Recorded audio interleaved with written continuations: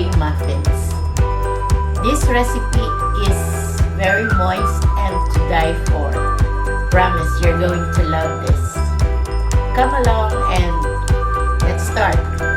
The ingredients are 2 cups of all-purpose flour, 3/4 cup of white sugar, 2 whole eggs, 2 teaspoons of baking powder, 1/2 teaspoon of salt, 1/2 cup of butter, 1/2 cup of cream cheese, 2 tablespoons of powdered sugar, 1 pack of all-purpose cream, blueberry filling, 1 teaspoon of vanilla, and we're going to use this muffin liners and this one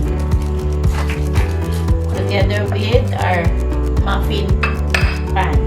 This is a very easy recipe because we're going to mix everything in this bowl. Let's start mixing. 2 whole eggs, add the sugar,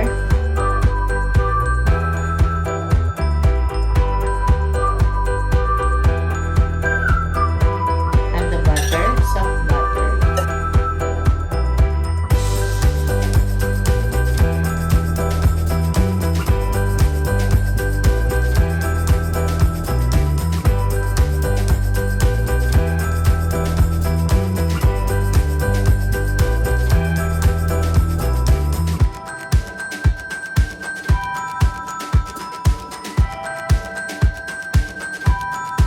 and the cream, 1/2 cup or 1/2 cup.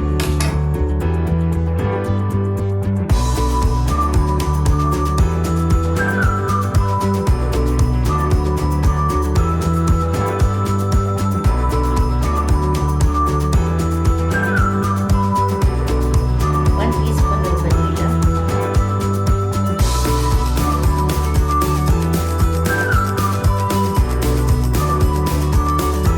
going to save the dry ingredients of purpose flour, salt,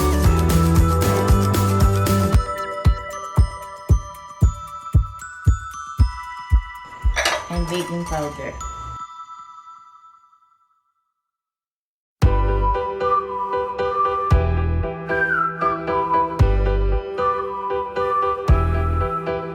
That's simple.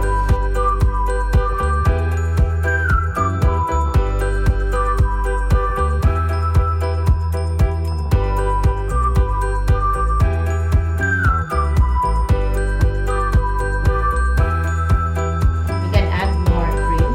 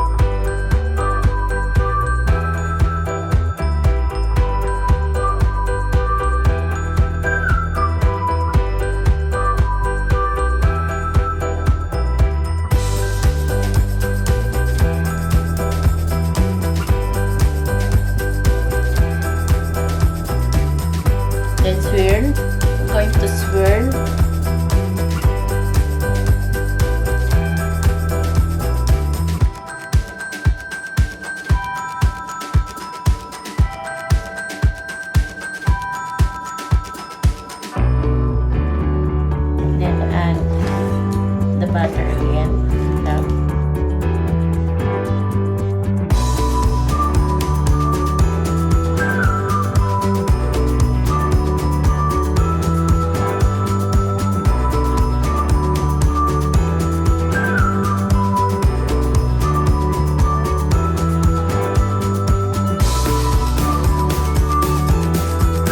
Then we add the cream cheese mixture on top.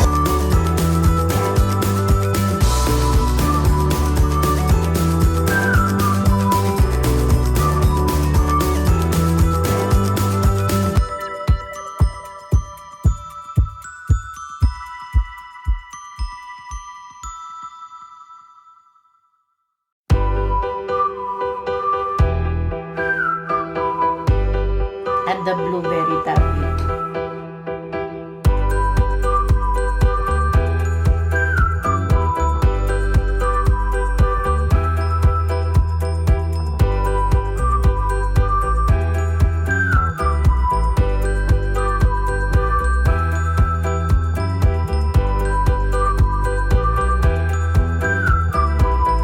We can use a toothpick to swirl.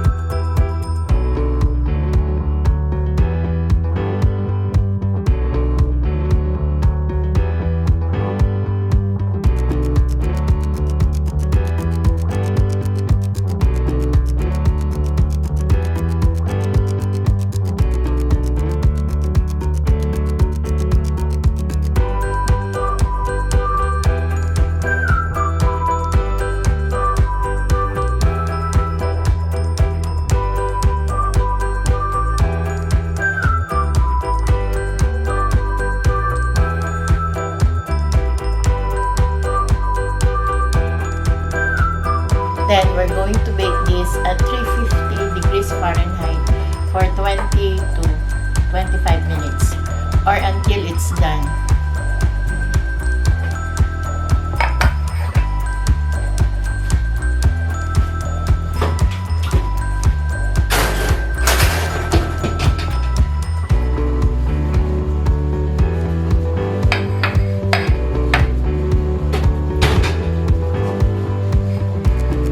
Now, my blueberry muffin baked at 350 for 30 minutes.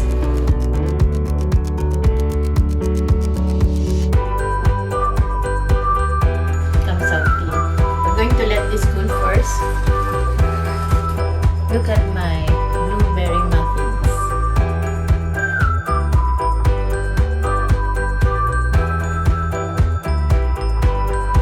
There you have it, my blueberry muffins. If you like this video, please like and subscribe. See you on my next episode. Enjoy!